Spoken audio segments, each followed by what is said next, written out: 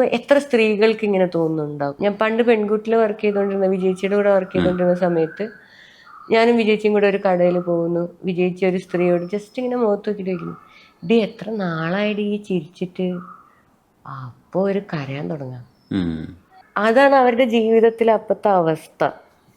അങ്ങനെ ജീവിക്കുന്ന ഒരുപാട് മനുഷ്യർ നമ്മുടെ ചുറ്റിലുണ്ട്. ഇത്രയും മനുഷ്യരുണ്ടായിട്ടും ഇത്രയും ലാക്ക് ഫീൽ ചെയ്തുകൊണ്ട് സ്വയം ഇങ്ങനെ ഞാനെന്തോ പ്രശ്നം ആണ്, ഞാനെന്തോ എന്നെ ഇങ്ങനെ മെയിൻറ്റെയിൻ ചെയ്ത് കൊണ്ടുപോകേണ്ട ഒരു സാധനമാണ് ഞാൻ എന്നെ തന്നെ കൺട്രോൾ ചെയ്തുകൊണ്ട് ഇങ്ങനെ.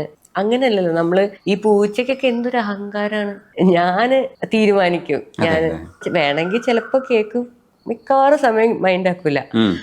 മനുഷ്യർക്കും അങ്ങനെ ജീവിക്കാനുള്ള അർഹത ഉണ്ടല്ലോ. പ്രകൃതിയിലുള്ള ഏതൊരു ജീവിയെയും പോലെ ഫ്രീ ആയിട്ട് സ്നേഹിക്കപ്പെട്ടും സ്നേഹിച്ചും. എന്നാലും നമ്മൾ ഈ സ്നേഹത്തെക്കുറിച്ച് ആകെ കേൾക്കുന്ന റൊമാൻറ്റിക് ഹെട്രോസെക്ഷൽ പ്രേമമാണ്. അതിനകത്താണെങ്കിൽ ഫുൾ കോംപ്ലിക്കേറ്റഡ് ആണ്. ആദ്യമേ പ്രേമിച്ചങ്ങ് തുടങ്ങുവാണ്, പരിചയപ്പെടുന്ന പോലും ഇല്ല. നോട്ടം കൊണ്ടൊക്കെ പ്രേമിക്കാൻ പറഞ്ഞാൽ ഭയങ്കര ഡേഞ്ചറസ് പരിപാടിയായിട്ടാണ് എനിക്ക് തോന്നുന്നത്. നല്ലോണം നോക്കാൻ കഴിയുന്നത് നല്ലോണം ഒരുമിച്ച് ജീവിക്കാൻ കഴിയുന്നതിന്റെ ലക്ഷണമൊന്നല്ലല്ലോ. ജീവിച്ചു നോക്കിയാലേ പറ്റുള്ളൂ, അത് അത്രേ അറിയാൻ പറ്റുള്ളൂ. അപ്പൊ അങ്ങനത്തെ ഒരു രീതിയിലും വളരെ ഞാൻ സത്യത്തിൽ ഭയങ്കര സ്നേഹത്തോടെയും കമ്പാഷനോടെയാണ് പൊതുജനത്തിനെ മനസ്സിലാക്കുന്നത്. എനിക്ക് തോന്നുന്നത് നന്നായിട്ട് സ്നേഹിക്കാൻ പഠിക്കുക എന്നുള്ളത്, നന്നായിട്ട് സ്വയവും മറ്റൊരു മനുഷ്യനെയും പഠിക്കുക എന്നൊക്കെ പറയുന്ന വളരെ ബേസിക് ആയിട്ടുള്ള കാര്യങ്ങൾ അറിയാത്ത മനുഷ്യരാണ് ചുറ്റിലുള്ളത് എന്നാണ് ഞാനടക്കം. ഞാൻ പോലും അത് ഇതിങ്ങനെ തിയറി വായിക്കുന്ന പോലെയല്ല, പ്രാക്ടീസ് ചെയ്ത് തുടങ്ങുക എന്ന് പറയുന്നത് ഭയങ്കര ടഫായിട്ടുള്ള ഒരു കാര്യമാണ്. അപ്പം അതിന് എനിക്ക് പറയാൻ പറ്റും ഒരു 2-3 മാസമായിട്ടുള്ളൂ, അല്ലെങ്കിൽ 5-6 കൊല്ലമായിട്ടുള്ളൂ ചില പ്രാക്ടീസുകൾ ചെയ്തു തുടങ്ങിയിട്ട്. ബൗണ്ടറി പ്രാക്ടീസ് ചെയ്ത് തുടങ്ങിയിട്ട് കുറച്ച് കാലമായിട്ടുള്ളൂ. ഒരുമിച്ച് പഠിച്ചെടുക്കേണ്ട കാര്യങ്ങളാണ് ഇതൊക്കെ. ഒരാൾ പഠിച്ചിട്ടും കാര്യമില്ല. കമ്മ്യൂണിറ്റി ആയിരിക്കും എല്ലാവർക്കും, അല്ലെങ്കിൽ അറിയുന്ന ഒരു 10 പേര് വേണം നമുക്ക് ആ ഒരു സാധനത്തിൽ പതുക്കെങ്കിലും ഒന്ന് സമാധാനത്തോടെ. ഓക്കെ, ഞാൻ നോന്ന് പറഞ്ഞു കഴിഞ്ഞാൽ നിന്നെ ഇഷ്ടമല്ല എന്നല്ല കേട്ടോ, ഞാൻ ദേഷ്യം പിടിക്കുന്നത് എൻ്റെ തെറ്റാന്ന് എനിക്ക് മനസ്സിലാവുന്നുണ്ട്. ഇങ്ങനെയുള്ളൊരു സാധനങ്ങളുണ്ടല്ലോ, ഇങ്ങനെയുള്ള നമുക്കിടയിൽ എന്തുണ്ടായാലും ഞാൻ ദേഷ്യം പിടിക്കേണ്ട കാര്യമില്ലായിരുന്നു, എനിക്കത് മര്യാദയ്ക്ക് എന്നോട് പറയായിരുന്നു. ഇങ്ങനെയുള്ളൊരു ഇൻറ്റിമേറ്റ് ആയിട്ട് വൾണറബിൾ ആയിട്ട് സേഫ് ആയിട്ട് ഇരിക്കാൻ പറ്റുന്ന സ്പേസുകൾ പതുക്കെ ആണെങ്കിലും ഉണ്ടാക്കി കൊണ്ടുവരിക എന്നുള്ളതാണ്. പക്ഷെ അവിടെ ഒരു പ്രശ്നം കൂടെ ഉണ്ട്. വ്യക്തിപരമായ ജീവിതം ജീവിക്കണം. ജീവിതത്തിൽ പല ഇമോഷൻസും നമുക്ക് വ്യക്തിപരമായി കാണിക്കേണ്ടി വരും. പക്ഷെ സംഘടനയുടെ തലപ്പത്ത് നിൽക്കുമ്പോൾ പഴയ SFI നേതാക്കളെ പോലെ പ്രേമിക്കുന്നില്ല എന്ന് അഭിനയിക്കേണ്ടി വരും. ഇതൊരു ഭയങ്കര പ്രശ്നമാണ്. കാരണം ലീഡറായി പോകുന്നുണ്ട്, ലീഡറിനെ എല്ലാവരും കുറ്റം പറയാൻ സാധ്യതയുണ്ട്. കുറ്റം പറഞ്ഞു കഴിഞ്ഞാൽ സംഘടനയെ ബാധിക്കും. അപ്പോൾ പേഴ്സണലായിട്ടുള്ള ഒരു ലൈഫ് സംഘടനയ്ക്ക് വേണ്ടി ഒതുക്കി വെക്കേണ്ടി വരിക, അല്ലെങ്കിൽ ഇമോഷൻസിനെ കൺട്രോൾ ചെയ്യേണ്ടി വരിക. ഇങ്ങനെ ഒരു സ്പേസിലേക്ക് വരുമ്പോൾ ഈ സംഘടന വേണ്ട, ഇല്ലെങ്കിൽ ഈ പരിപാടിക്ക് പോകണ്ട, എനിക്ക് വ്യക്തിപരമായി ജീവിക്കാം എന്ന തോന്നൽ എവിടെയെങ്കിലും ഉണ്ടായിട്ടുണ്ടോ?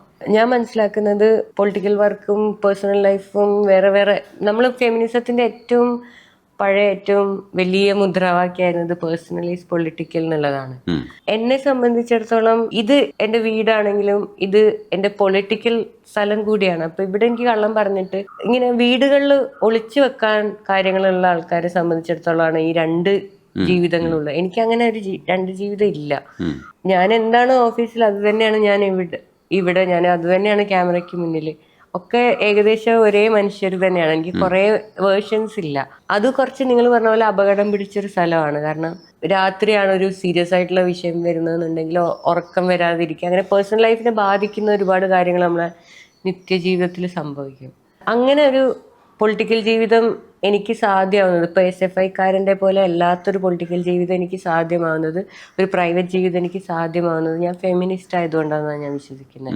കാരണം ഫെമിനിസത്തിനകത്തെന്ന് പറയുന്നത് വലിയ വലിയ ആൾക്കാരെ പ്രൈവറ്റ് ജീവിതങ്ങളിലാണ് സ്ത്രീകളുള്ളത്.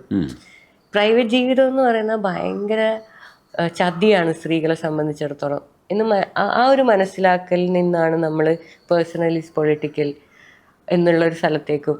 അതായത് അപ്പം നമുക്കങ്ങനെ ചെയ്യാൻ പറ്റില്ലല്ലോ. ഞാൻ പറയാണ് പ്രേമിക്കരുത് എന്ന് പറഞ്ഞാൽ ഞാൻ പ്രേമിക്കരുത്, അത് അത്രേ ഉള്ളൂ. മാസ്കുലിൻ ആയിട്ടുള്ള ഫിലോസഫീസിൻ്റെ, അതായത് റിലീജിയൻസ് ആയിക്കോട്ടെ, ഈവൻ കമ്മ്യൂണിസം ആയിക്കോട്ടെ, അതിനകത്ത് ഈ ഒരു ഡബിൾ ലൈഫ് എന്നുള്ള സാധനത്തിന് കുറച്ചും കൂടി പോസിബിലിറ്റി ഉണ്ട്. കാരണം ഇപ്പോൾ കേരളത്തിലൊക്കെ ആണെങ്കിലും മാർക്സിസമൊക്കെ വന്നത് തന്നെ അതിൻ്റെ ജാതിയെ തകർക്കാൻ പറ്റിയിട്ടില്ല, അല്ലെങ്കിൽ അങ്ങനെ ശരിക്കും ആൾക്കാരുടെ ജീവിതത്തിലുള്ള അവർ അനുഭവിക്കുന്ന ഓപ്പറേഷൻസിനെ കൃത്യമായി അഡ്രസ്സ് ചെയ്യാൻ പറ്റിയിട്ടില്ല എന്ന് ഞാൻ മനസ്സിലാക്കുന്നുണ്ട് കേരളത്തിൽ വന്നിട്ടുള്ള. കാരണം മാർക്സ് പോലും ആഗ്രഹിച്ചിട്ടുണ്ടാവില്ല ഈ പുസ്തകത്തിന് അതേപോലെ എല്ലാ സ്ഥലത്തും കൊണ്ടുപോയി പ്രതിഷ്ഠിക്കുക എന്നുള്ള. അങ്ങനെയല്ല, ഓരോ സ്ഥലത്തും ഓരോ ജീവിത സാഹചര്യത്തിലും കൾച്ചറിനും അനുസരിച്ചിട്ട് ഈ തിയറീസ് ഒക്കെ നമുക്ക് മാറ്റി വായിക്കാനും മാറ്റി എഴുതാനും ഒക്കെ പറ്റണം. ഇവിടുത്തെ ജീവിത സാഹചര്യവുമായി ഡയറക്റ്റ് ബന്ധമില്ലാത്തൊരു ഫിലോസഫി നമ്മൾ എടുക്കുന്ന സമയത്ത് അത് ഇങ്ങനെ ഡബിൾ ലൈഫിന് സാധ്യത ഉണ്ടാക്കുമെന്നാണ് ഞാൻ വിശ്വസിക്കുന്നത്. എനിക്ക് അതിന്റെ പ്രശ്നമില്ലാത്തത് ഞാൻ എൻ്റെ ഫെമിനിസം എൻ്റെതായിട്ട് ഞാൻ ഡിഫൈൻ ചെയ്തിട്ടുള്ള മൈ ഓൺ ഫെമിനിസത്തിൽ വിശ്വസിക്കുന്ന ആളാണ്. അതിനകത്ത് ഇതെല്ലാം 24 മണിക്കൂറും ഉൾക്കൊള്ളുന്നൊരു സ്പേസ് ആണത്. ഗാർഗി അഞ്ജനയുടെ മരണവുമായി ബന്ധപ്പെട്ട് പലരും ഗാർഗിക്കെതിരെ വീഡിയോ ചെയ്തിട്ടുള്ളൊരു സംഗതിയാണ്. ആ സമയത്തും ഇതേപോലെ അമ്മയുടെ പേര് ഇത് കൂട്ടിച്ചേർത്തിട്ട് ആൾക്കാർ വിമർശിക്കാൻ ശ്രമിച്ചിട്ടുണ്ട്. ഈ ഇടയ്ക്കിടയ്ക്കൊക്കെ അമ്മയുടെ പേര് പറയുന്നത് ഗാർഗിക്ക് എങ്ങനെയാണ് സ്വാതന്ത്ര്യത നഷ്ടപ്പെടുത്തുന്നത് എനിക്ക് അറിഞ്ഞൂടാ. കാരണം ഇതിനെ ഉപയോഗിക്കേണ്ട രീതിയിലല്ല ആളുകൾ ഉപയോഗിക്കുക. പിന്നെ തുടർച്ചയാണെന്ന് പറയുമ്പോൾ തന്നെ അതിൻ്റെ പല ബാധ്യതകളും ഗാർഗിക്കില്ല. ആശയപരമായിട്ട് പല രീതിയിലാണ് ഇത് പുരോഗമിക്കേണ്ടത്. ഇടത് ആശയങ്ങൾ എപ്പോഴും അങ്ങനെയാണ്. പ്രോഗ്രസീവ്നെസ് എന്ന് പറയുന്നത് തന്നെ അത് അവിടെ നിൽക്കുന്നില്ല എന്നുള്ളതാണ്. പക്ഷേ ഇതൊക്കെ വരുന്ന സമയത്ത് അമ്മയുടെ പേര് കൊണ്ടുവരുമ്പോൾ ഗാർഗിക്ക് എങ്ങനെ ഫീൽ ചെയ്യുന്നത്? ആക്ച്വലി എന്താ പറയുക, I am very proud of my mother. ഒരു സമയത്ത് എനിക്ക് ഭയങ്കര പ്രശ്നമായിരുന്നു. വളർന്നു വരുന്ന സമയത്തൊക്കെ എന്നെ സംബന്ധിച്ചിടത്തോളം ഇതായിരുന്നു ഞാൻ അനുഭവിച്ച ഏറ്റവും വലിയ ക്രൈസിസ്. എനിക്ക് ഒറ്റയ്ക്ക് ഞാൻ എവിടെ ഇറങ്ങി നടന്നു കഴിഞ്ഞാലും എല്ലാവരും എന്നെ തിരിച്ചറിയും. കോഴിക്കോട് ആണെങ്കിലും എവിടെ ഏത് കടയിൽ കയറിയാലും ഇതിങ്ങനെ പറയും, ആരെങ്കിലൊക്കെ പറയും.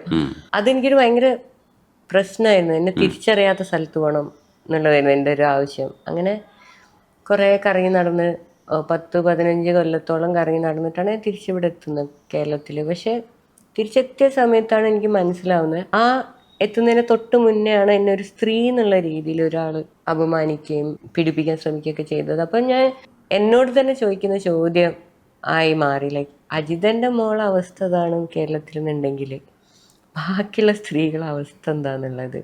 അപ്പം എന്നെ ഒരാൾക്ക് സ്ത്രീ എന്നുള്ള രീതിയിൽ പൂട്ടിയിടാൻ പറ്റുന്നുണ്ടെങ്കിൽ ബാക്കിയുള്ള സ്ത്രീകളുടെ അവസ്ഥ എന്താ? അമ്മേൻ്റെ ഒരു ഹീറോയിക്കായിട്ടുള്ള ആ ഒരു വർക്കിനെ ഞാൻ ഓൺ ചെയ്യാൻ തീരുമാനിക്കുന്നത്. അത് സ്വന്തമായിട്ടുള്ള എൻ്റെ തന്നെ തീരുമാനമായിരുന്നു അത്. അതിനകത്ത് എല്ലാ കാര്യത്തിലും ഞാൻ അഗ്രി ചെയ്യുന്നുണ്ട്, ഞാൻ അവരുടെ ആരാധികയാണ്, ഫാനാന്നുള്ള രീതിയിലല്ല പറയുന്നത്. പക്ഷേ ലോകം എല്ലാ കാലത്തും സ്ത്രീകളോട് ചെയ്തിട്ടുള്ളത് സ്ത്രീകളുടെ വർക്ക് അക്നോളജ് ചെയ്യാതിരിക്കുക എന്നുള്ള കാര്യം തന്നെയാണ്. ഓള് വീട്ടമ്മയാണ്, വീട്ടിൽ വെറുതെ ഇരിക്കാന്ന് പറയാ. ഏതെങ്കിലും ഒരു സ്ത്രീ വീട്ടിൽ വെറുതെ ഇരിക്കുന്ന, ഇപ്പം വെറുതെ ഇരിക്കാൻ സമയം ഉണ്ടാവില്ല.